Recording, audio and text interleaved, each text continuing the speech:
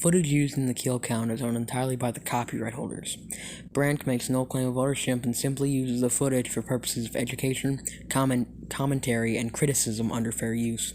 Please support filmmakers in the art of filmmaking by watching Don't Hug Me, I'm Scared exclusively on YouTube. Welcome to the Kill Count, where we tally up the victims and all our favorite horror media. I'm James B. Janice, and today we're taking a look at Don't Hug Me, I'm Scared, which episodes that released from 2011 to 2016.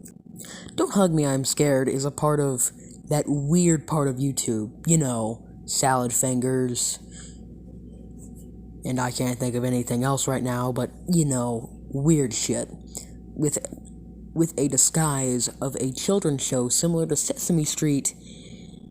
You could imagine my confusion when I first watched this shit. When I, mind you, were I think 4. I was a fucked up kid, dude. Anyway, Don't Hug Me, I'm Scared is slated for a full television series release in September. So to celebrate that, I decided to do a Dead Meat knockoff. How fun. How many kills can not Sesame Street bring in? Let's find out and get to the kills. The series begins with a sick pad, bro. Nice knife collection. We cut to our protagonist sitting at a table when a notebook flips open. Notice the shock. This notebook represents creativity. She starts teaching them about talking origins and shit. But Duck is pretty confused, and so is Red Guy. But, creativity and stuff. With strings for hair that are cool, apparently. They go to the window and they see a hat, a cat, a guy holding a baseball bat, a dog, a frog, and a ladder leaning on a log. Yellow Guy paints a pretty picture of a clown, but fuck your painting, bitch. And to rub it in, it just doesn't stop. It's still going. There we go. They use sticks to spell out their favorite colors. There's blue, red, and green, but everyone knows green is not a creative color. But it's time to get creative. Oh, what are you making there, bud? Oh, cool. Nice. Glitter, cool. Yeah, that's real nice. Alright, cool. Letter, okay. Okay, cool, I guess. What, was that a heart? That's a heart, that's a human heart. What the fuck? What the fuck is going on? What the fucking hell? Oh my god, that's a human heart. Yep, he just rubbing it in. Oh my, is he having a seizure? That's a human cake. He's spelling death. Okay, what the fuck is going on? Okay, yep, what the, okay, it's over. Well, anyway, the notebook dies. Yeah, just straight up gets marked. Episode 2 begins with them waiting for their favorite television program. But they don't have the time. And then the clock starts talking. Yeah, it pretty much just happens like that.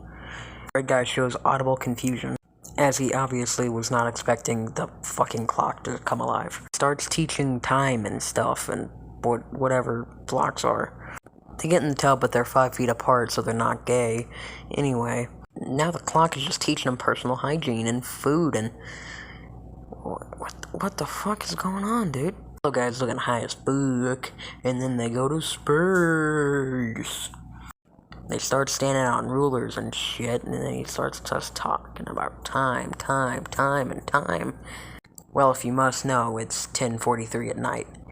They go to the woods and a log starts talking to him or some shit, and then a tree just dies, and then an apple opens up and has a face and is just melts away.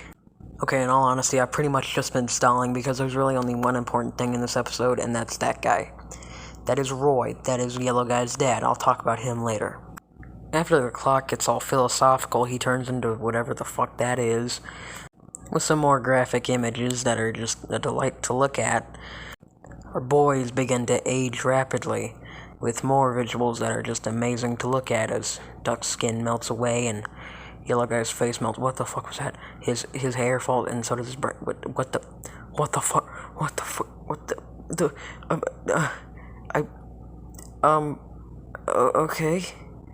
Okay, well, okay, but they won't go on the kill count because they're not actual kills.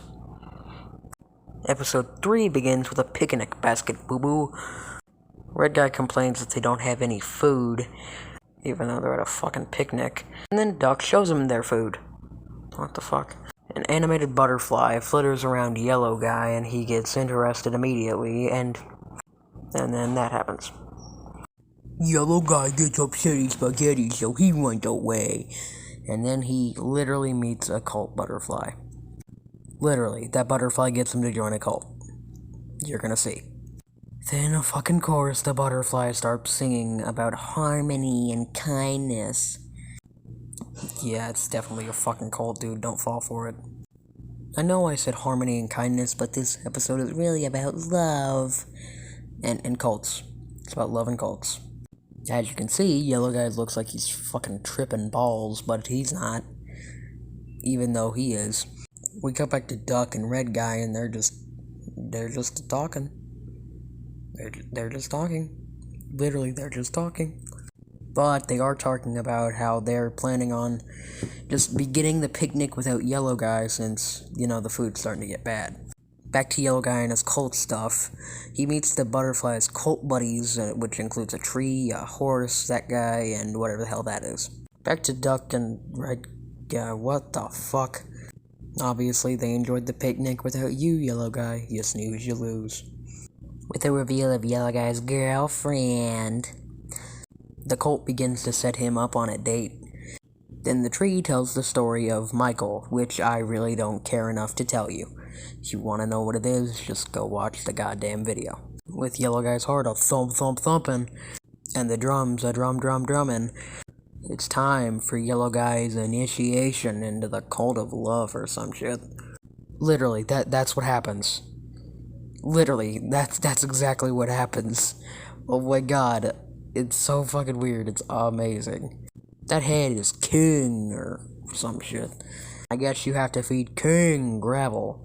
With King eating the gravel, it's time for his initiation into the cult of love. Against his will, he straps in. Now I know this looks bad, but it was all just a dream. Of course it was.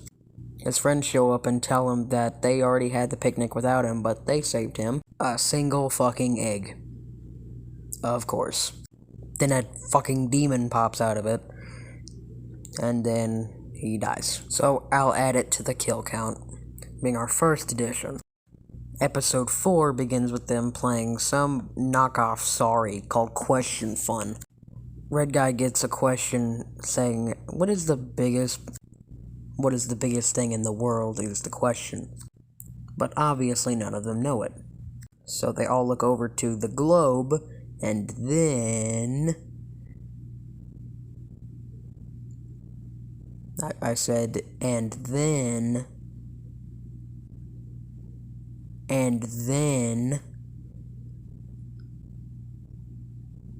The globe comes alive, but fuck your globe, it's a computer, bitch. The computer starts talking to them about internet and stuff, and whatever the hell that is. Then he just starts gloating, and wow, he can count. You want a fucking cookie? He prints a picture of oats, and then shows off the time, and then asks a question, and then shows off more oats, and then says he's a boy, and then just digitally, and then just screams for some reason. The computer just goes on, but then Red Guy gets tired of it and touches his keyboard, and then he glitches. There are a whole bunch of glitches, and it just goes on and on and on. But forget all that, because it's time for some digital dancing. What the fuck? Where did everyone go? Digital dance? No, but I missed digital dancing. What's that for? Digital dancing. What's going on? What's the chord for? Oh, digital dancing. What's going on? What's going on, dude? What? Okay, so he enters a room where he sees a cheaper version of the show, and then his mind literally gets blown. Cut. Episode 5 begins without Red Guy because he's a loser. Getting ready to eat dinner, and then their bread comes alive for some reason. And then a steak cook shows up to teach them about healthy eating. Obviously, since it's DHMIS, shit hits the fan quick when the phone starts ringing. And ringing, and ringing, and ringing, and then Duck goes to pick it up. And when he answers, no one's there. But then he wakes up in a medical room.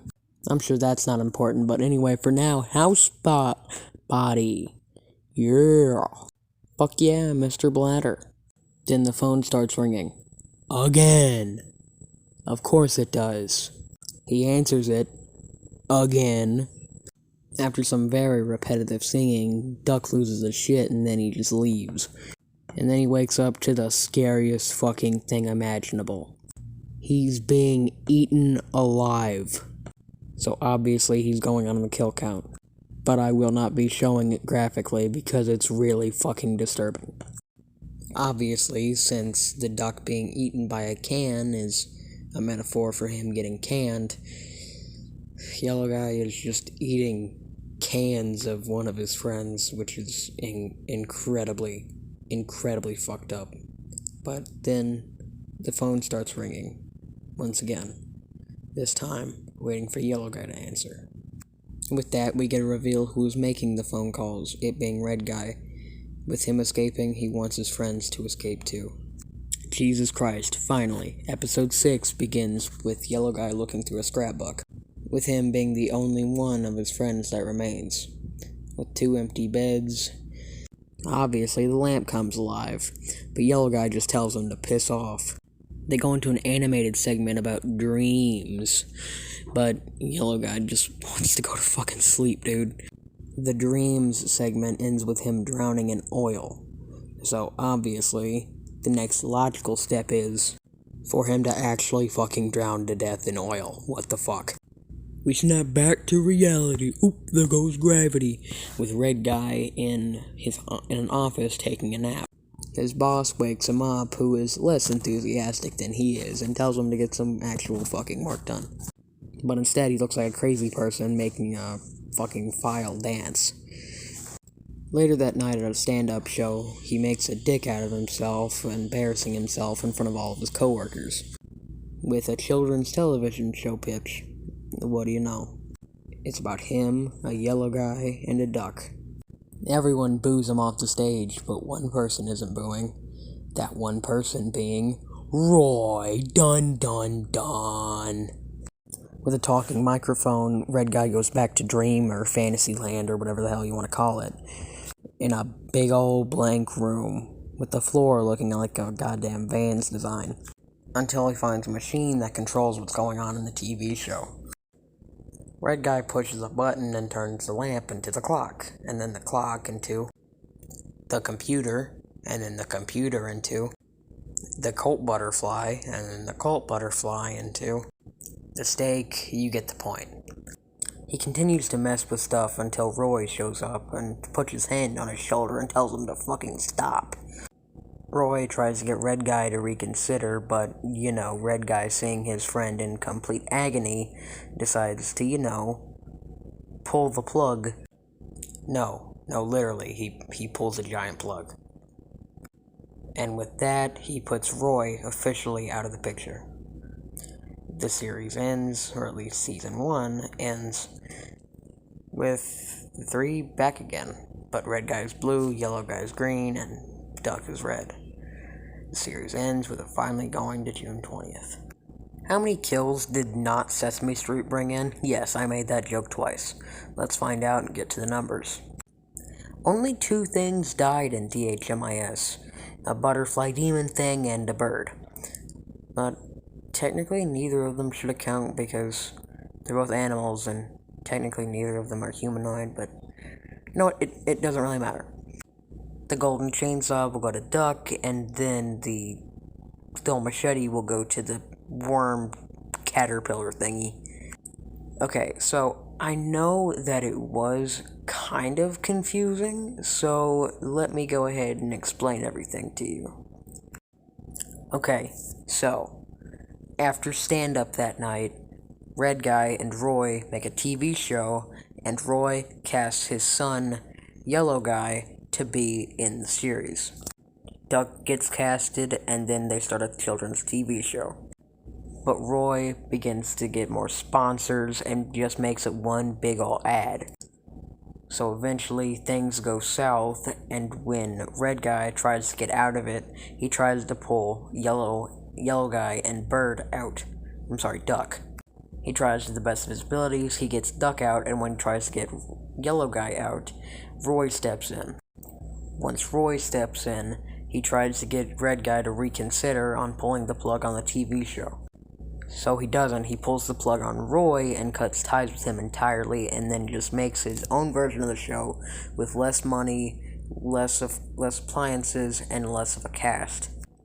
He makes his own series by himself, independently, with less of a budget and more going his way.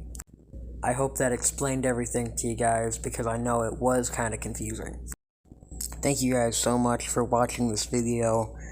I know I did say eventually. I didn't exactly expect it to be done in one night, but yeah. Thank you for watching this video, and I might do another one sometime. Thank you so much. Goodbye.